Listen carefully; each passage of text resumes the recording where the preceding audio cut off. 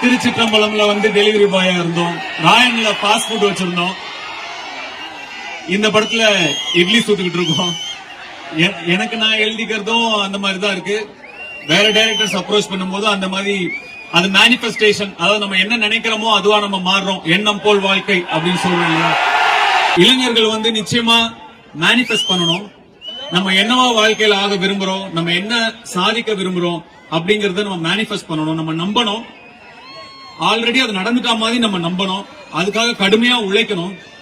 அப்ப நிச்சயமா யார் வேணா என்ன வேணா சாதிக்கலாம். அத மெடிடேட் பண்ணுங்க, ஒர்க் அவுட் பண்ணுங்க. இதெல்லாம் வந்து உங்களுடைய கோலுக்கு, நீங்க சாதிக்க நினைக்கிற விஷயங்களுக்கு உங்களுக்கு சீக்கிரமா கூட்டிட்டு போகும்.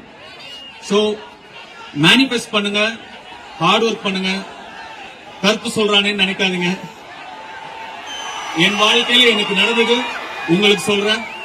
கண்டிப்பா இதெல்லாம் நீங்க ஃபாலோ பண்ணுவீங்கன்னு நான் நம்புறேன். சத்யராஜ் சார் சொன்ன மாதிரி என்னுடைய ரசிகர்கள் யார் ரொம்பவும் போக மாட்டாங்க.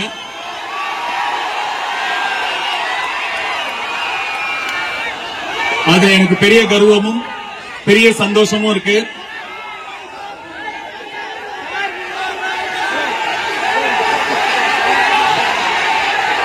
சிம்பிளான படம், ஒரு ஹம்பிளான படம், ஒரு சாதாரண படம்.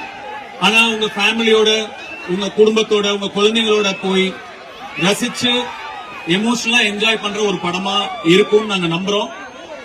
உங்களுக்கு எல்லாம் இந்த படம் கண்டிப்பா பிடிக்கும்னு நாங்க நம்புறோம். அதே மாதிரி படம் ரிலீஸ் ஆனதுக்கு அப்புறம்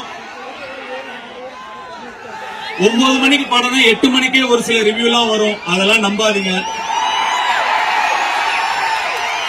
9 மணிக்கு படம் ரிலீஸ் ஆனா 12:30 மணிக்கு தான் படம் எப்படி இருக்குன்னே தெரியும். அதுக்கு முன்னாடியே நிறைய விமர்சனங்கள் வரும், அதெல்லாம் நீங்க நம்பாதீங்க. நீங்க படம் பார்த்து முடிவு பண்ணுங்க, இல்ல உங்க நண்பர்கள் பார்த்திருப்பாங்க, அவங்க என்ன சொல்றாங்கன்னு கேட்டு படம் பார்க்கறதா இல்லையான்னு முடிவு பண்ணுங்க. சினிமாக்கு அது இன்னைக்கு ரொம்ப தேவை. உங்களுடைய அன்புக்கும் ஆதரவுக்கும் உண்மையா உழைக்கணுங்கிற உணர்வு ஏற்கனவே இருந்தாலும் இப்போ இவ்வளவு பேரை பார்க்கும்போது இன்னும் அது ஆழமா எனக்கு தோணுது. எவ்வளவு நன்றி சொல்லாலும் பத்தாது. எவ்வளவு நேரமா இங்க காத்துட்டு இருக்கீங்கன்னு தெரியல. ரொம்ப ரொம்ப என்னுடைய ஆள் மனசுல இருந்து உங்களுக்கு நன்றி. நான் கோயம்புத்தூர் இதுக்கு முன்னாடி ஒரு ஈவெண்டா வந்து ஒரு 9-10 வருஷம் இருக்கும்னு நினைக்கிறேன். அதுக்கப்புறம் இப்பதான் வரேன்.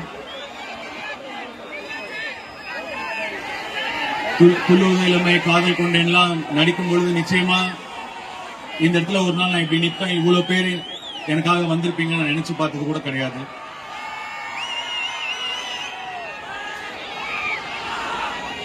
ரொம்ப நெகிழ்வா இருக்கு. ட்ரெய்லர் பிடிச்சதா உங்களுக்குலாம்? ஒரு படம் நடிக்கும் போது உங்களுக்கு பிடிக்கணும் அப்படிங்கிற நினைப்பில் மட்டுமே ஒரு மொத்த யூனிட்டுமே இயங்கும். ஒரு படம் இயக்கும் போது அந்த உணர்வு இன்னும் ஒரு 100 மடங்கு அதிகமா இருக்கும், அந்த ரெஸ்பான்சிபிலிட்டி இன்னும் 100 மடங்கு அதிகமா இருக்கும். எப்படியாவது உங்களுக்கு வந்து சேரணும், உங்களுக்கு அதெல்லாம் பிடிக்கணுங்கிற ஒரு எண்ணத்தை தவிர வேற எந்த எண்ணமுமே கிடையாது. அதுக்காக என் கூட நிறைய கஷ்டப்பட்டாங்க. என்னோட entire cast and crew, technicians எல்லாருமே பயங்கரமா ஹார்ட் ஒர்க் பண்ணிருக்காங்க. அவங்க எல்லாருக்கும் உங்க முன்னாடி நான் என்னுடைய நன்றியை சொல்லிக்கிறேன். என்னுடைய சீனியர் ஆக்டர்ஸ் அவங்க Sathyaraj sir, Parthiban sir, Rajkiran sir, Samuthirakani sir, இவங்கெல்லாம் சீனியர்ஸா இருந்த போது கூட என்னோட விஷனை புரிஞ்சுக்கிட்டு, சார் இது இப்படி வேணும் அப்படி வேணும் சத்யராஜ் சொன்ன மாதிரி கொஞ்சம் நான் மைக்ரோ மேனேஜ் பண்ணுவேன் தான். அப்படி சொல்லும் போது கூட கொஞ்சம் கூட யாருமே அவங்கள யாருமே முகம் சொல்லிக்காம அதை புரிஞ்சுக்கிட்டு எனக்காக நடிச்சு கொடுத்தாங்க. அதுக்கு ரொம்ப கடமைப்பட்டிருங்க சார். ரொம்ப நன்றி. பாத்தீங்க சார், ரொம்ப சத்யராஜ் சார், ரொம்ப நன்றி.